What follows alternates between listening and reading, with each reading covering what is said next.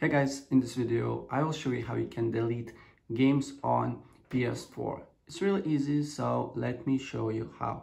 Of course, you need to first log into your account, and then you need to go on library if basically the game do not appear here, for example. And then you need to go on library, basically the last option, then press on it.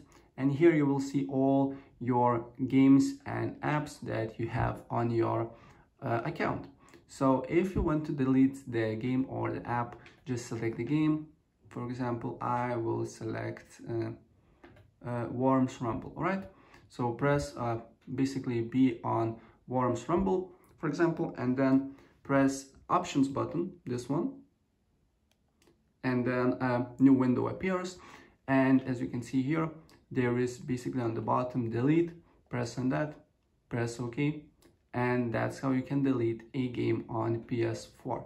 So guys, that's pretty much it. If I help you out, please press like button and subscribe for more. Take care, bye.